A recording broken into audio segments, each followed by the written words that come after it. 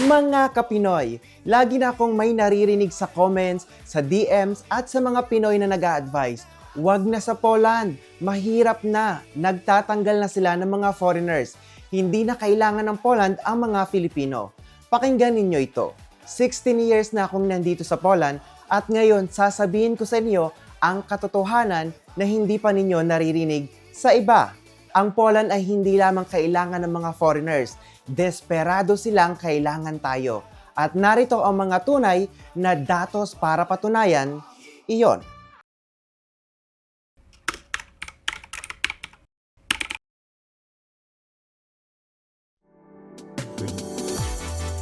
Welcome to Adventures. in Poland.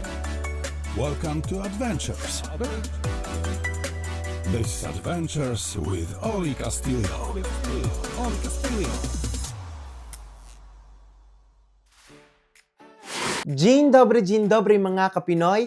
Ngayon pag-uusapan natin ng isang topic na sobrang daming nagtatanong sa akin. Worth it pa ba ang Poland para sa isang nagbabalak magtrabaho dito at para sa mga kasulukuyang nagtatrabaho dito? Importante ba tayo dito? Kailangan pa ba tayo ng Poland? Bibigyan ko kayo ng honest na sagot. Batay sa tunay na data dito sa Poland, hindi hula, hindi sabi-sabi, pawang katotohanan lamang.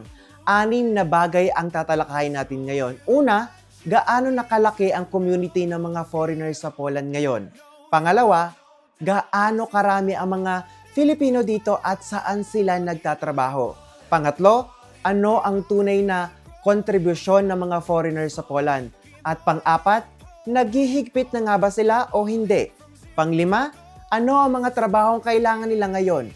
At pang-anim, ano ang ibig sabihin ng lahat ng ito para sa atin? Magsimula tayo sa malaking picture. Noong April 26, 2026, inanunsyo ng opisyal ng Office for Foreigners ng Poland na ang bilang ng mga foreigners na may valid residence permit sa Poland at umabot na sa 2 milyon. Ito ay 5% ng buong populasyon ng Poland na 37.5 milyon. Ang pinakamalaking grupo ay ang Ukrainians na may 1.55 milyon, sinundan ng Belarusians, Indians, Georgians, Russians at Vietnamese. At tayo, ang mga Filipino, nandun tayo at patuloy na lumalaki ang ating komunidad dito sa Poland taon-taon. Kung paano, pag-uusapan natin iyon sa susunod na bahagi. Hindi ito bansa na nagtatanggal ng mga foreigners. Ito ay bansa na patuloy na lumalaki ang bilang ng mga foreigners taon-taon, walang tigil.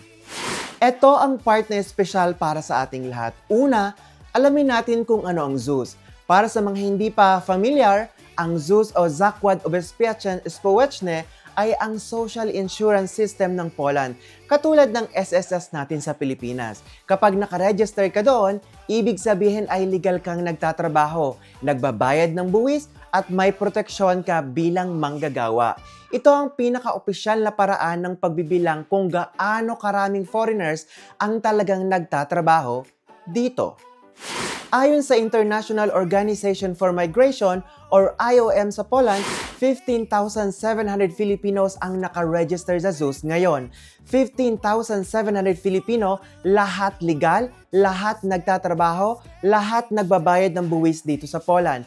At ang bilang na ito ay patuloy na lumalaki ng napakabilis. Noong 2023, 13,000 work permits lang ang inisyu sa mga Filipino para sa buong taon. Pero sa unang 6 na buwan pa lamang ng 2024, 20,500 work permits na agad ang ibinigay. Mas marami pa sa unang kalahati ng 2024 kaysa sa buong 2023. At sa nakalipas na 3 taon, mahigit 30,000 work permits na ang inisyu ng Poland sa mga Filipino ayon mismo sa Philippine Embassy dito sa Warsaw. Hindi tayo nababawasan dito sa Poland. Dumadami tayo at dumadami ng mabilis. Ngayon kung saan nagtatrabaho ang mga Filipino dito, karamihan ay nasa manufacturing at production sectors tulad ng factories, plastics, food production, electronics at automotive parts. May iba rin sa administrative services, construction, transportation, logistics, IT, banking, hospitality, tourism at agriculture. Ibig sabihin, nasa lahat ng mahalagang sektor ng ekonomiya ng Poland ang mga Filipino. Hindi tayo isang lugar lamang. Ngayon, ito ang part na gusto kong marinig ng lahat. Lalo na ng mga nagsasabing pasanin lang ng Poland ang mga foreigners. Una, tingnan natin ang ekonomiya ng Poland ngayon. Ang Poland ay isa sa mga pinakamalakas na ekonomiya sa buong mundo. Ang kabuuang halaga ng kanilang ekonomiya ay $1.13 trillion ngayong 2026 at ang kanilang paglago ay 3.3% ngayong taon. Isa ito sa pinakamataas sa buong Europe. At sino ang nakakatulong sa paglago na ito? Ngayon, ang Poland ay may 1.13 million foreign workers na nakaregister sa ZUS at halos 7% ng lahat ng workers sa social insurance system ng Poland ay mga foreigners na. Pero ito ang pinaka-importante. Ayon sa pag-aaral ng National Development Bank ng Poland, ang mga foreigners dito ay nagbabayad ng mas malaking buwis sa gobyerno kaysa sa natatanggap nilang tulong o benepisyo mula sa pamahalaan. Para mas clear, ang bawat foreigner na nagtatrabaho dito sa Poland ay nagbibigay ng mas malaking tulong sa bansa kaysa sa nakukuha nila. Hindi tayo pasanin ng Poland. Tayo ang nagpapanatili ng kanilang ekonomiya. Ang bawat Filipino na nagbabayad ng buwis dito, ang bawat produktong binibili natin sa Polish supermarket, ang bawat upa na binabayaran natin sa Polish landlord, lahat ng ito ay pumupunta sa ekonomiya ng bansang ito at tumutulong sa mga ordinaryong mamamayan dito.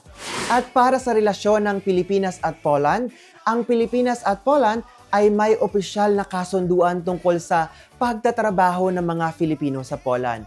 Ang kasunduang ito ay nagpapadali ng legal na proseso para sa mga Filipinong manggagawa na gustong magtrabaho sa Poland sa mga sektor na kulang ng manggagawa tulad ng healthcare, construction at iba pa.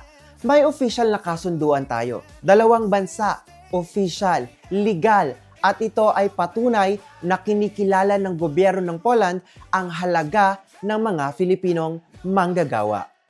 Naghihigpit nga ba sila? Ito ang tanong na lagi ninyong tinatanong. At bibigyan ko kayo ng pinaka-honest na sagot. Oo at hindi. Oo, kasi naghihigpit sila pagdating sa proseso. Mas mahigpit na ang pag-check ng mga dokumento. Mas mahal na ang fees. Mas strict na ang enforcement. At ginagawa nila ang mga raids para sa mga walang tamang papeles. Totoo ito, hindi ko ito itatago. At hindi dahil ayon sa opisyal na plano ng gobyerno ng Poland para sa taong 2025 hanggang 2030, ang mga foreign workers ay kailangang bumuo ng hindi bababa sa 12% ng lahat ng manggagawa sa bansa. At ang kakulangan ng mga manggagawa sa Poland ngayon ay maaaring umabot sa 1.5 milyon katao. 1.5 milyon na kulang sa iisang bansa ngayon. Sinabi mismo ng IMF or International Monetary Fund, ang pinakamalaking financial organization sa buong mundo, na kailangan ng Poland ang 400,000 pang foreign workers bago mag-2029 para mapanatili ang kasalukuyang estado ng kanilang ekonomiya. At ang Poland ay inaasahang mawawalan ng 2 milyong working age people sa taong 2040. Para mas madaling maintindihan, ang mga Polish ay tumatanda. Ang mga batang Polish ay lumalabas ng bansa para magtrabaho sa mas mayamang bansa sa Europe. Kaya kulang ang manggagawa. At ang solusyon nila, ang mga foreigners na tulad natin. Kaya ang totoo, naghihigpit sila sa mga walang tamang papeles. Pero desperado silang kailangan ang mga foreign workers na may tamang papeles. Ang mensahe nito ay malinaw. Huwag kang maniwala sa sabi-sabi. Pero tiyaking tama ang iyong mga dokumento. Ang pinakamaraming bakanteng trabaho sa Poland ngayon ay nasa manufacturing na may halos 22,000 posisyon na hindi pa napupunan. Narito ang mga specific na sektor na kailangan ng Poland ngayon. Manufacturing at construction. Ang production, logistics at construction ay patuloy na may malaking kakulangan ng manggagawa. maraming company sa Poland ang tumatanggap ng mga foreigners bilang pangmatagalang strategy at hindi lang pansamantala, ayon sa Poznan University of Technology. Healthcare, dahil sa lumalaking bilang ng mga matatanda sa Poland, ang mga trabaho bilang nurse, caregiver, doctor, at healthcare support ay isa sa pinakakailangan. Ang kakulangan na ito ay hindi pansamantala. Patuloy itong lalaki sa mga darating na taon ayon sa DFA. Logistics at warehousing. Mahigit 225,000 foreign nationals ang nagtatrabaho sa warehouse sector ng Poland. At ang sector na ito ay isa sa mga pinaka-aktibong nag-hire ng mga foreigners ngayon. IT at technology. Ang cybersecurity specialist, software developers, at data analyst ay kabilang sa mga pinaka-in-demand ngayong 2026. Para sa mga may kakayahan sa technology, ang Poland ay isa sa pinaka-attractive na destination sa Europe ayon sa Pravda, Poland. At para sa impormasyon kung saan sa Poland ang pinakamaraming opportunity, ang Warsaw alone ay may mahigit na 240,000 foreign workers. Sinundan ito ng Wrocław na may 95,000 at Kraków na may 88,000 ayon sa Pravda, Poland. Mga Kapinoy, gusto kong sabihin sa inyo ang aking pananaw sa bagay na ito. 15,700 Filipino ang nakaregister sa ZUS dito sa Poland. Mahigit 30,000 work permits na ang inisyo sa ating mga kababayan sa nakalipas sa 3 taon. Nasa manufacturing, healthcare, IT, logistics at construction tayo. Nasa lahat ng importanteng sektor ng ekonomiya ng Poland ang mga Filipino. Hindi tayo basta foreigner dito. Hindi tayo invisible. Tayo ay bahagi ng pagpapatakbo ng bansang ito. Ako mismo, 16 years nang nandito sa Poland, nagbabayad ng buwis, nagtatrabaho at nag-aambag sa komunidad. At hindi ko nararamdaman na hindi ako tinatanggap dito. Ang Poland ay naging tahanan ko at maaari ring itong maging tahanan mo. Isa sa mga dahilan kung bakit malalim na malapit sa puso ko ang topic na ito dahil ito mismo ang naging inspirasyon ng aking business plan sa university. Nakita ko ang pangangailangan ng ating mga kababayan para sa tamang impormasyon at tamang gabay bago pumunta dito sa Poland. At bilang isang management student at bilang isang Filipino na may 16 years nang nandito, pangarap ko talagang makatulong sa mas maraming kababayan natin sa tamang paraan. Habang hindi pa nagsisimula ang opisyal na negosyo, ito na muna ang aking paraan sa pagtulong sa pamamagitan ng mga videos na ito. Kaya para sa mga kasalukuyan nagtatrabaho dito, huwag matakot. Ang inyong presence dito ay mahalaga. Hindi lang para sa inyong pamilya sa Pilipinas, kundi para rin sa bansang Poland. Para sa mga nagbabalak pumunta, huwag pakinggan ang takot. Pakinggan ang datos. Dumaan sa tamang proseso at alamin ang totoong sitwasyon bago ka gumawa ng desisyon. Ano ang dapat mong gawin ngayon? Para sa mga kasalukuyang nandito, tiyaking kumpleto at valid ang lahat ng iyong dokumento. Mag-register sa ZUS, ito ang iyong proteksyon bilang manggagawa. Huwag matakot na mag-renew ng permit. Dumaan sa tamang proseso. At para sa mga nagbabalak pumunta ng Poland, huwag maniwala sa lahat ng sinasabi sa social media. Mag-research, mag-verify. Dumaan sa tamang proseso. Huwag gumamit ng tourist visa para maghanap ng trabaho. Tiyaking may legit na employer ka na dito sa Poland na handang magproseso ng work permit para sa'yo.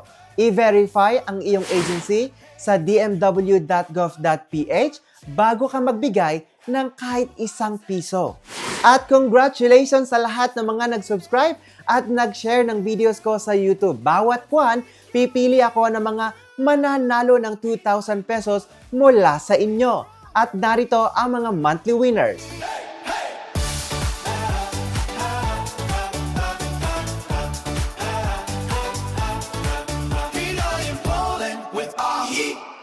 Patuloy lang sa pag-subscribe at pag-share. Baka ikaw na ang susunod na manalo. Always be vigilant and do your research. Maraming salamat po sa patuloy na pagsuporta. I am your Filipino vlogger here in Poland, Pinoy in Poland, with Oli, bringing you informative videos at laging nagpapaalala, ang sikreto ng pag-asenso ay nagsisimula sa isang pangarap at pagsisikap. Dziękuję bardzo i do zobaczenia. Thank you and see you in the next video.